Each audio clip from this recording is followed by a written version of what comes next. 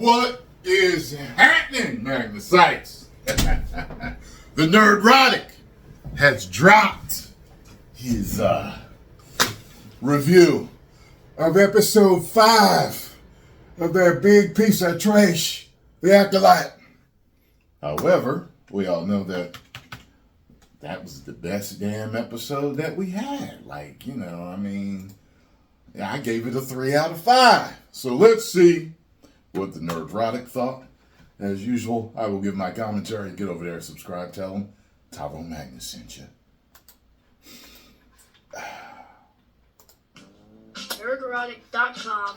You know, I could spend the first 2/3 of this video going over the discourse that is surrounding the PR nightmare that is the Acolyte, and then inexplicably distance myself from it, something I wouldn't do. And although there'll be time to do that in the future, we're not going to do it this time. No, we're going to do the worst thing you could possibly do to this show. Describe what happens in it. So let's see what Leslie Headland has in store for George Lucas's lore as she marches it up to Harvey's private suite in the Four Seasons.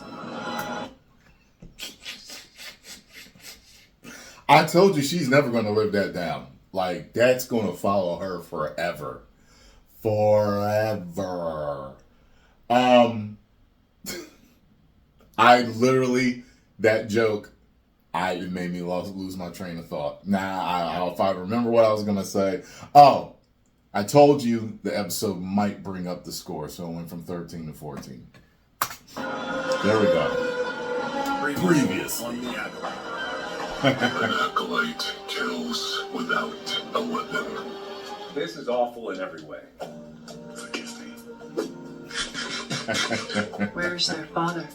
They have no father. That's it. With us. His objective is not solely our own. What the actual fuck did you just say to me right now? Man, I'm dead. Oh, Shabby, your life changes everything. I'll turn myself over to the Jedi. You'll kill you. After some much-needed pronouns in space, our room temperature IQ Jedi are meandering around planet Gobbledygook in a race against... I still think that's so weird. It feels so shoehorned in the way she said, is he or they? Like, why wouldn't they have shown a point at least where he was introduced and they did something like that? But whatever. Diverse non-binary antagonist and Asian Ezra Miller to pad time in a filler episode and to find the Jedi Wookiee Kelnaka. Asian Ezra Miller is the shit! He's my favorite character.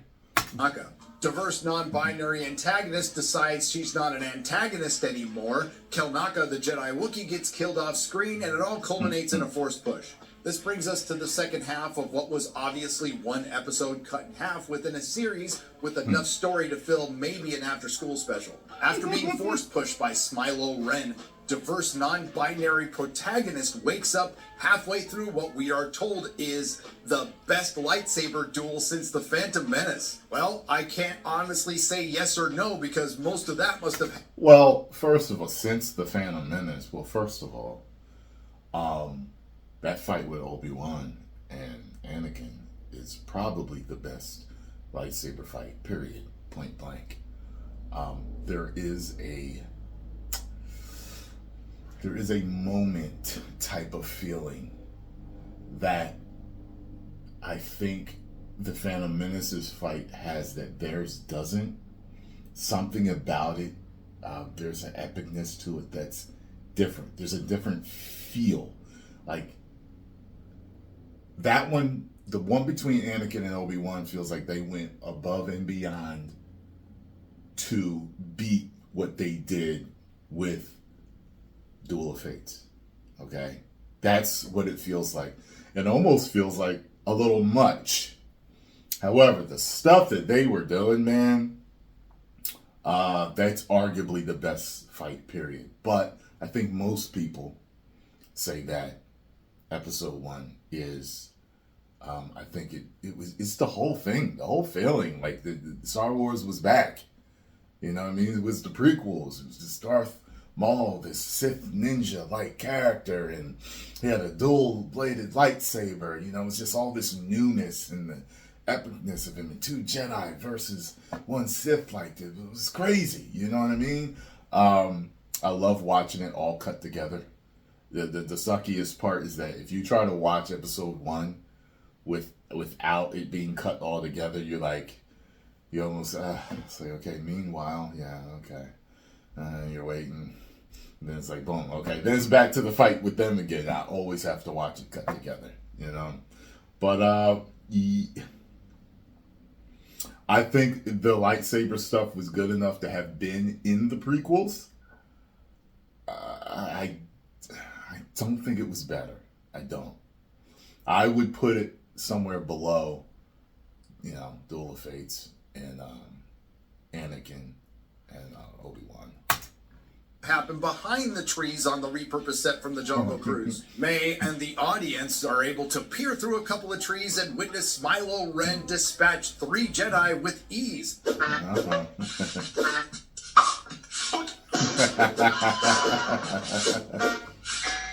And then, based on what happened to the Jedi Wookiee Kelnaka, mortally wound Shillmonger. Smilo Ren then turns around and sets his sights on diverse non-binary protagonist and tries to kill her. Hold up. Wait a minute.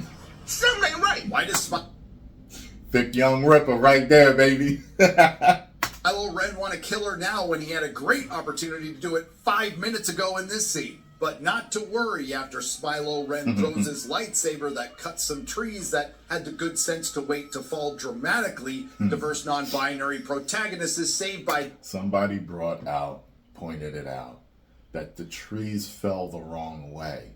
And they did. Now when I look at it, it's funny.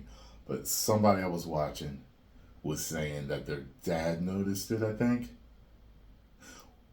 Might have been Snarky J. Yeah. Might have been her. If it wasn't her, it might have been Valiant Renegade talking about it, or I'm trying to remember everybody new that I'm watching. You know, I've been watching Snarky for a while now, but Valiant Renegade, I found him a couple of weeks ago, and there's another one I can't remember. Deus Ex Manchurian. Well, isn't that convenient for you? Now, where the hell was Master Soul when his fellow Jedi were getting shish kebabbed? Don't know. Diverse female protagonist is sent off with Shillmonger to go back to the ship until she comes up with a better idea than the Jedi to deal with Smilo Ren later on in the script. And then we overused White to diverse non-binary antagonist who doesn't want to be an antagonist anymore. After she steals Kelnaka, the Jedi Wookiee's lightsaber, she's confronted by X-23. And then diverse non-binary antagonist... Hit her with a dropkick. I didn't notice that. who doesn't want to be an antagonist anymore, tries to kill X-23 for wanting to arrest her. You're under arrest for the murder of Master Ndara, the murder of... Hold up. Something right. Wasn't it in just the last episode that diverse non-binary antagonist, right when she just... Whenever I see people like that on the news, he's on the news, that's from a news clip, right? I think it's staged every time. Just like that chick that was like, oh no, I was like, wait, I forgot what she was saying. Her, I think that dude was fake. That was like, they made a song out of it. He had the slick back hair, and Mike Epps made fun of him. Talking about the white girl running into a black man's arms. I think that was staged. What else? What's the other one? There's another one too that I'm thinking of. decided she didn't want to be an antagonist, says she wants to turn herself in. Osha being alive changes everything. I'll turn myself over to the Jedi. Make up your mind. And there's a lot of fighting in this episode. Master Soul and Smilo Ren take a couple of hacks, speak a couple of lines. What master hides his face from his pupil? What? Then it cuts away to X-23 fighting diverse non-binary antagonist who didn't want to be an antagonist, but now she's an antagonist again. We also find out Smilo Ren has a helmet made out of a metal ripped off from the EU that also works like Magneto's. Show your face. And let you read my thoughts. And after dispatching almost a dozen Jedi with ease, Smilo Ren leaves Soul when he has him dead to rights. He goes off to fight X-23. Reminds me of the Emperor. The Emperor took out those Jedi fast as hell, leaving Samuel L. all by himself. Then he took them out fast. I was like, wow. Okay. All right. All right. It's just those two now. Oh, okay.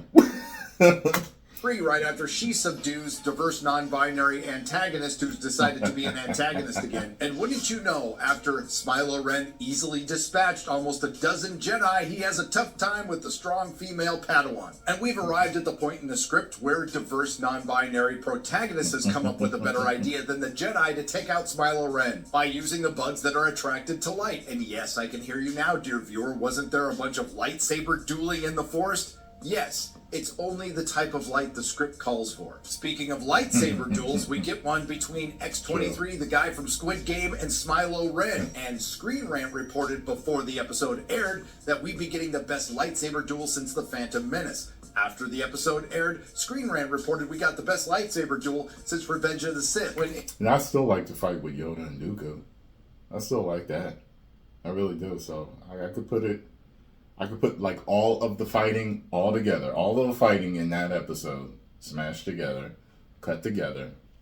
I'd put in there with, Yoda, Emperor, Yoda. Yoda Emperor was kind of lackluster, but I still enjoyed it. Yoda walked in, slammed them both against the wall, both of the guards. Emperor tried to get away. If so powerful you are, why leave? Yeah, I said, like I said, it was good enough to be in the prequels, I think. In reality, we got the best lightsaber duel since the last lightsaber duel. Then something shocking happens. Strong female Padawan gets killed by Smilo Ren. How do I know? Well, she doesn't just get a shot in the gut. She gets shanked 3 times. To be fair, so far, this was not the worst episode of The Acolyte, largely due to the fact that there was very little dialogue. That's about to change. Let's get stupid. There's a standoff, and Smilo Ren throws his cloak to distract the guy from Squid Game. Hey, I used that clip in my review. Yup. Then Smilo Ren takes the wanted fugitive that's killed Jedi hostage. Now let's not get bogged down with the details like Smilo Ren not having his helmet on and Master Soul could probably get in his head. And considering Smilo Ren and diverse non-binary female antagonists are responsible for the death of dozens of Jedis, I consider this a... What's with the Asian on Asian crime in this, man? Huh? Shit. Win-win. But no, Master Soul tosses his lightsaber. What an idiot! Oh, what a loser! This buys us time for some lore-shattering monologuing. Remember this guy from the prequels? Impossible. The Sith have been extinct for a millennium. Well, it turns out the Sith haven't been extinct for a millennium. What are you? I have no name. Wait a minute, is this just footage of Ezra Miller in Hawaii? But the Jedi like you might call me Sith. It looks like poor Wikipedia is going to have to rush out and change the lore for community again by stating he's not only a Jedi Knight, he's also the galaxy's biggest asshole. And for the nuance of verse, it's not about whether or not the Sith existed, it's about whether or not the Jedi were aware of them. And we round out our bad writing with a title reference. I want a pupil, an acolyte. What, are we some kind of... Acolyte.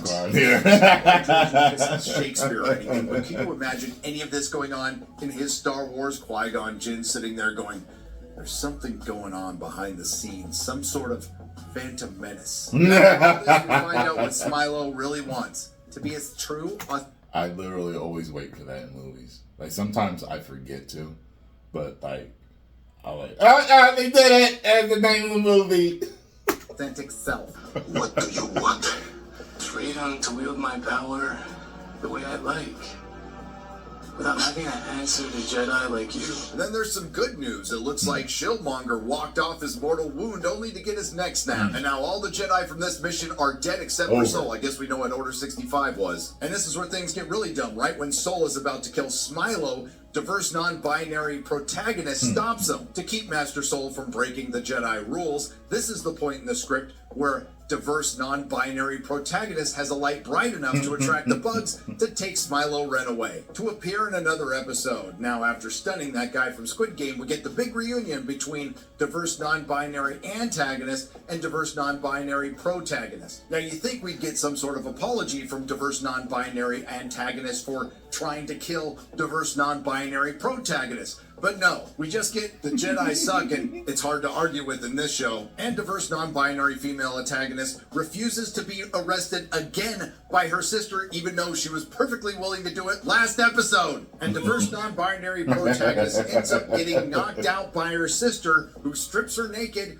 puts on her clothes, and steals her identity, but not after giving herself a lightsaber haircut.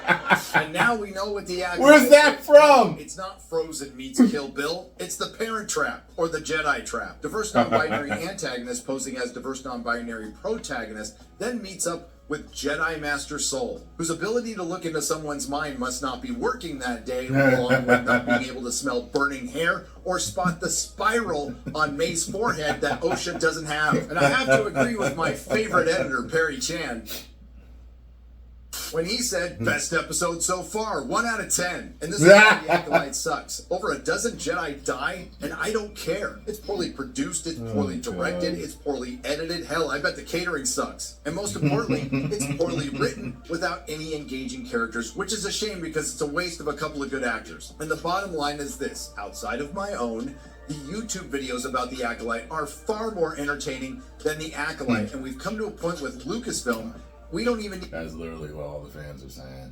That the reviews, the YouTube videos on it, are more enjoyable than the Acolyte itself. That's bad. Need to tell jokes to embellish our reviews. All we have to do is describe what actually happens in the show. That's the joke. And look, I made it through an entire video without talking about the political discourse surrounding the Acolyte, like queer creator of gayest Star Wars series claps back at haters who claim it's woke propaganda with lesbian space witches. nerdrotic.com. If you like what you heard, please like, share, and subscribe. If you didn't like what you heard, I thank you for listening this long. I will see you in the next video. See you later, erotic. Well, if you enjoyed my commentary and reaction on this, hit the like button, subscribe, and share, and I will see you in the next video. 10 million subscribers. Woo!